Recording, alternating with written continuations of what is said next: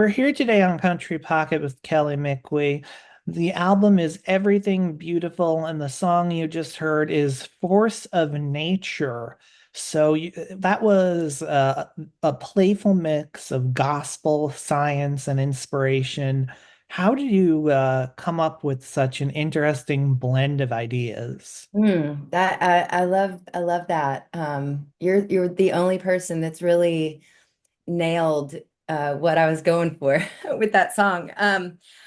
I started that song with just the music, which is a very rare thing for me, because I wanted it to be, like you said, kind of funky and gospel and soul. I wrote it specifically for this album. It was the only one I wrote for this record. And I was listening to Stardate.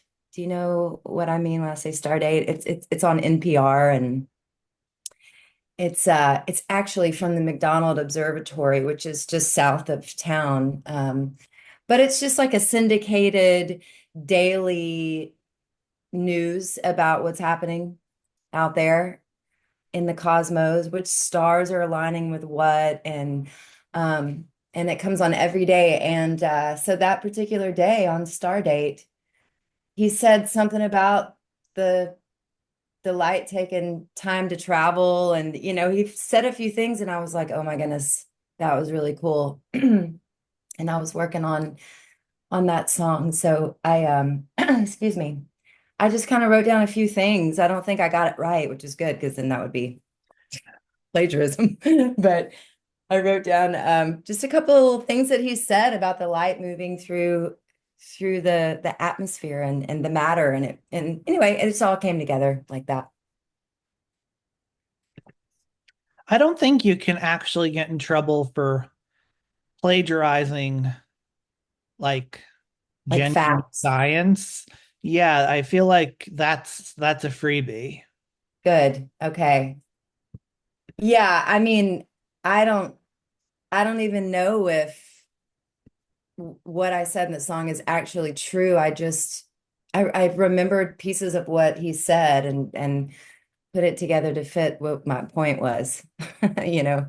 So yeah, but you're right. I don't think anyone's going to come after me on that one. So, uh, obviously very science-based, but um, just want to get to what your philosophy on all that is, because in one verse and chorus, you're crediting evolution, psychology when it comes to loving yourself, Uh-huh. uh, and rejecting destiny. You mention a maker and a mama all having something to do with it. So, just what is your philosophy on who gives us that spark? Mm. Um, my philosophy is I don't really know. I it's awe-inspiring and all a wonder to me. I don't know. I feel very, very connected to astrology and also um, Native American culture, meaning just Mother Earth and my spiritual connection to both myself and human beings through like grounding. I do a lot of grounding, just straight up feet on the earth. I also do a lot of work on myself. I read a lot of Young Pueblo, constantly trying to heal, open new pathways in my brain and in my heart. And so I don't know. I really don't know. I am not I'm not a Christian, so I'm constantly kind of looking around and trying to figure out, well, not constantly, but when I do, I just kind of, I investigate different avenues as far as who is our maker? Why are we here? And then there's the actual my mom, our parents, like the people that make us and our life experiences that we have. Um, as especially in the formative years growing up, like my mom made me, made not only did she actually make me, but she is a lot of the reason why I am who I am. So it's just a little melting pot of a song, isn't it? Yeah, I was gonna say it was not lost on me that whatever your answer was going to be both unique and thought about because that was it Was was it? it was clear that there was yeah, it was clear that you had a lot of ideas and it was also clear that if you're going with any mainstream uh belief system that there were going to be quite a few contradictions, so it had to be something all your own. There are a lot of contradictions just in general in in that type of, religion-based ideas. I find a lot of it to be very contradictory, not only with each other, but within itself, you know. Um, but I also really love rituals. So my ex-husband was Catholic and his family very, very Catholic. And I loved going to mass with him and his family because I think the rituals are really beautiful. So I don't know. I'm in awe of it all. It's all a big mystery to me.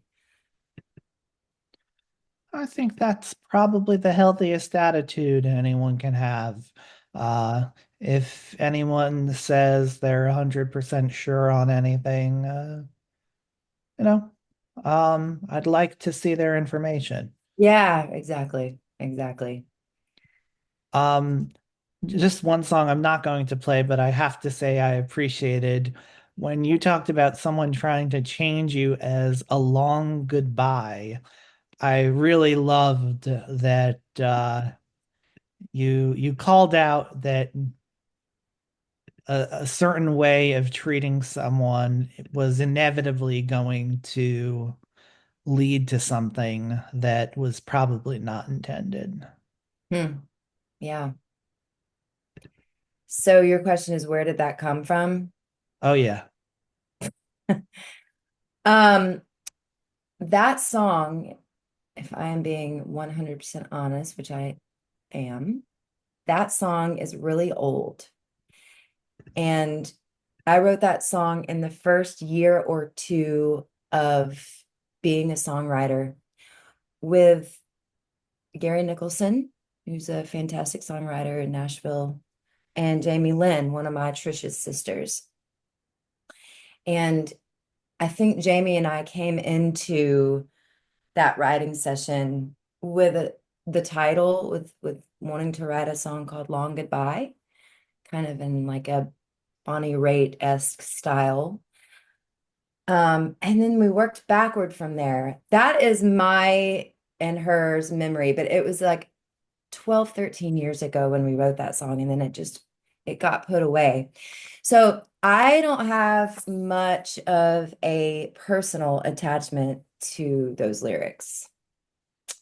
Very collaborative, that song with three people in the room. And I can, this is the only song where this is my answer because every other one know exactly, you know, what was going through my head, but it was really old. I think we wrote it in a couple hours.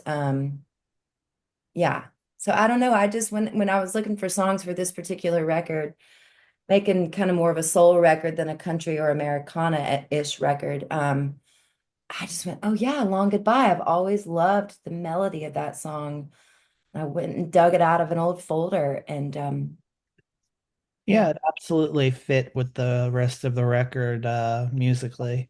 Yeah, thank you. I thought so too. It's funny how songs you think they're just like dead and gone and they come back around, if they're worth it. And I always knew I liked that song. That my producer actually that's the one that he says that like when he heard it, he was like, "Oh, it's just like, why do you want to change me?" After you said we were so right, he said, "Oh, that just like hurts. It kills me. Those lines are so sad." And I don't have a personal attachment to it. So that's another interesting thing because most of my songs are very about me, and that one's not. And so it's funny because a lot of people have really connected with it. And Oh yeah, it's very connectable. For thank you. better or worse, it's one that you're going to get connections on. Yeah, I wonder if I should, you know, try to kind of come up with a different answer for this question, but it's the truth, it really is. It's Coming up next, we've got Comes Out Wrong. Um, Tell me a little about the difference between how we behave with our loved ones and how we feel about them deep down. well, yeah, God, that would we'd be here all day if we really dove into that question. But I think that especially relationships that either the marriages that you've been in for a long time, or your mother or your sisters, sometimes it's really, really, really hard to, I have found anyway, to always remember how much I love them, even when I get frustrated, or even when I get angry, um, or can't find the words to say what I mean to say. Sometimes it's really hard to remember how much you love them unconditionally. And that's kind of what that song is about. Like, it's not even necessarily a man and a romantic relationship. It's I think a lot about my sisters with that song, my mom.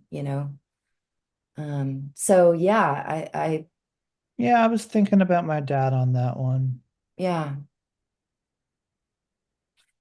Um, I don't know if or I didn't have a relationship with my mom that was we didn't talk about like kind of,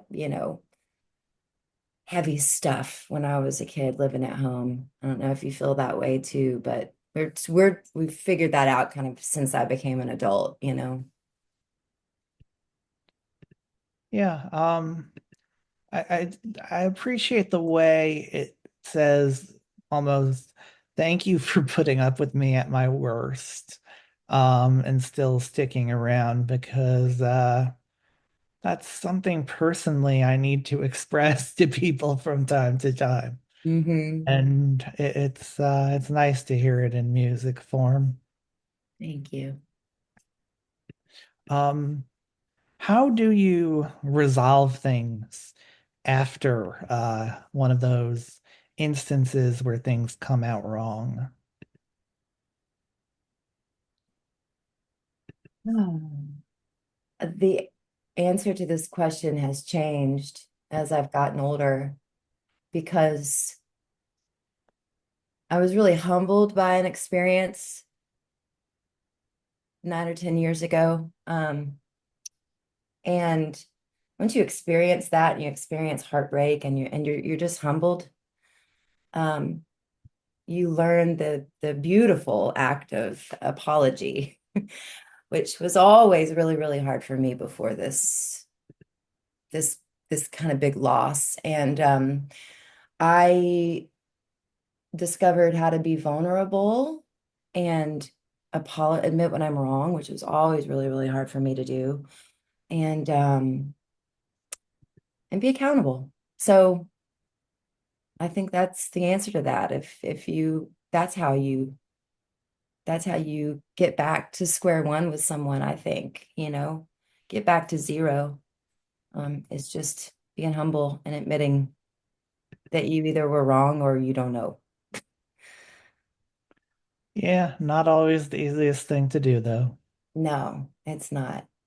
But it feels really like I admit I'm wrong all the time now, probably too much. And it feels really, really good, to be to be accountable and not think that I think I spent most of my 20s and most of my 30s being a bit of a know-it-all, thinking that I knew everything, and that's not true. No, not quite. Well, let's hear Comes Out Wrong, and we will be right back.